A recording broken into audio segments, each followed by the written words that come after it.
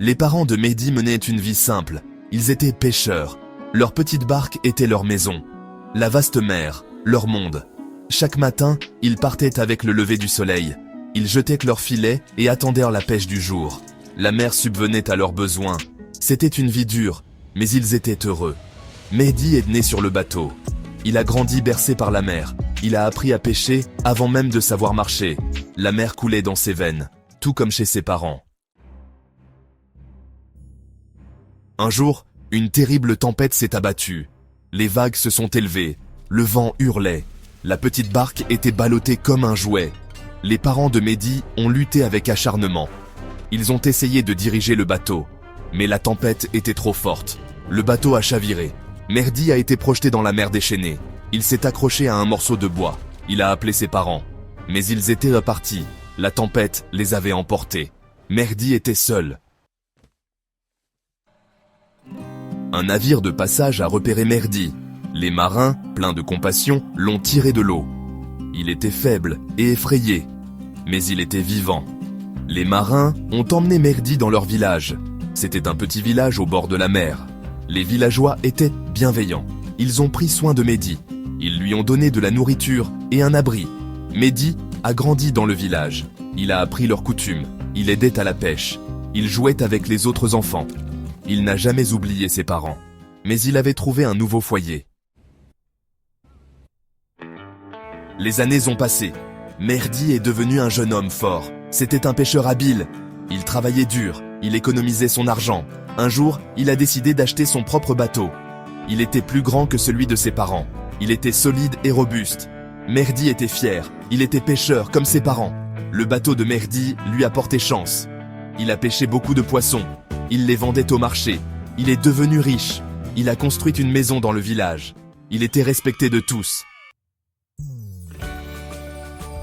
Dans le village vivait une belle jeune femme nommée Amal. Elle était la fille d'un riche marchand. Amal était douce et gentille. Mehdi est tombé amoureux d'elle. Il a demandé sa main. Le père d'Amal a approuvé. Il avait constaté la bonté de Mehdi et sa réussite. Mehdi et Amal se sont mariés. Ce fut une grande fête. Mehdi était heureux. Il avait tout ce qu'il avait toujours désiré. Une épouse aimante, une entreprise prospère et une belle maison. La vie était belle. Mais le destin, comme souvent, avait d'autres projets. Une série de mauvaises saisons s'est abattue. Le poisson se faisait rare. Les prises de Mehdi ont diminué. Il a dû vendre son bateau pour payer ses dettes. Sa fortune a commencé à disparaître. Mehdi a essayé de trouver un autre travail. Mais les temps étaient durs. Il n'y avait pas d'emploi. Amal était inquiète. Elle voulait aider. Elle a commencé à vendre ses bijoux pour joindre les deux bouts. Mehdi se sentait comme un raté. Il ne pouvait pas subvenir aux besoins de sa femme. Il avait honte. Il s'est replié sur lui-même. Sa bonne humeur d'antan a été remplacée par l'inquiétude et le silence. Ce que Mehdi ignorait, c'est qu'Amal avait demandé de l'aide à son père. Le marchand, voyant la détresse de sa fille, a secrètement fourni une aide financière. Il l'a fait discrètement, en veillant à ce que Mehdi ne se sente pas blessé dans son orgueil. Grâce à l'aide du marchand, Mehdi et Amal ont pu déménager dans une plus grande ville. La ville offrait plus d'opportunités. Amal, avec son intelligence et son éducation, a trouvé du travail comme scribe pour un riche marchand. La vie était différente en ville.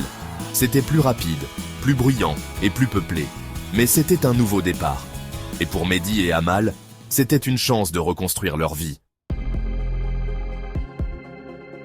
L'intelligence et la beauté d'Amal ont attiré l'attention. Un jeune prince, connu pour son charme et son arrogance, est tombé sous son charme. Il l'a couverte de cadeaux et de promesses. Mais le cœur d'Amal appartenait à Mehdi. Elle a poliment, mais fermement, rejeté les avances du prince.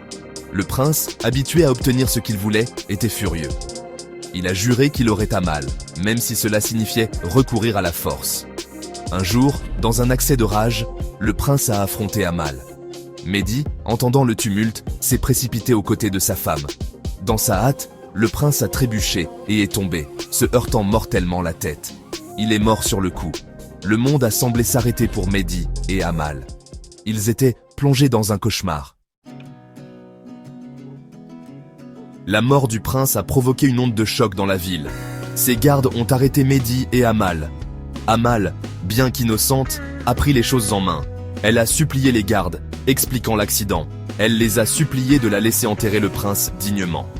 Les gardes, touchés par son chagrin et sa sincérité, ont accepté.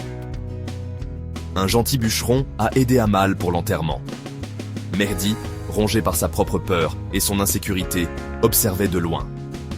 Il a vu la gentillesse du bûcheron envers sa femme. La jalousie s'est installée dans le cœur de Mehdi. Il a accusé Amal d'infidélité. Il ne pouvait pas voir au-delà de ses propres insécurités. Leur lien autrefois fort était brisé.